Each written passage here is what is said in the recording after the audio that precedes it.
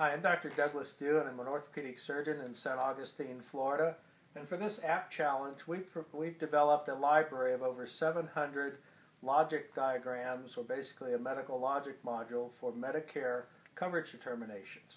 What that means, if I'm going to do a certain procedure like a dual chamber pacemaker, I have to have very definitive indications for that procedure to make criteria. I have to have specific limitations that I don't meet.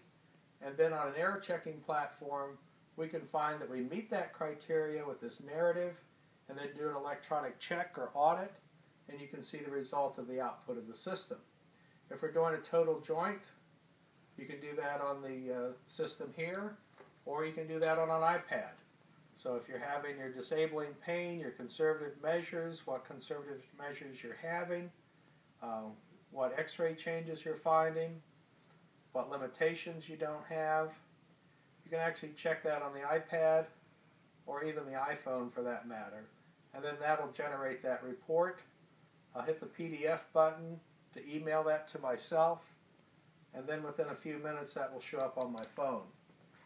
If we look at some other complicated procedures, let's say we're doing a destruction of a paravertebral facet, the nerve that goes to this level. We have to say what level we're going to be doing. Let's say we're going to be doing the cervical spine on the right side. Oh, I didn't check C4. Again, it does error checking in real time. I have to have certain statements in place that I've done. I have to have certain utilization guidelines, certain limitations that's been reviewed. And then for this procedure, there's only certain CPT codes and certain ICD-9 codes that match that procedure. We provide those in real time, as well as coding guidelines. We also provide a scientific basis of treatment for that procedure in a bibliography. So in this way, the physician can actually state that they do not consider the procedure experimental, and it's included the following sources of information for the treatment decisions that the physician feels in the best interest of the patient. So let's go through this, do the error checking, make sure we've got everything correct. Looks like we did more than 5 levels. We didn't choose which side on another one. We didn't do all the documentation. We didn't meet the utilization guidelines. So we can see here that I didn't say what level. I did more than 5 levels, which is what's in the utilization guidelines. You can see that I didn't state that I was appropriately trained. And it'll tell me that I have to justify that I've not exceeded 2 treatments in a 12-month period of time. I've got my coding correct, and so now I'll review the transcript. It will give a clinical course summary. I'll have a full report emailed to me. I'll open that report if I want to print it. There's my clinical course summary in narrative form. My basis for treatment is evidence-based medicine, and an electronic audit of how I've met that local coverage determination. And then each one of these will send that report automatically to my cell phone, or I can pull up that report if I want to review it on the phone. And in fact, you can even pull up the site on your phone as well. So when you really look at this, we've got all the DMEs. So let's say you're wanting to do cold therapy.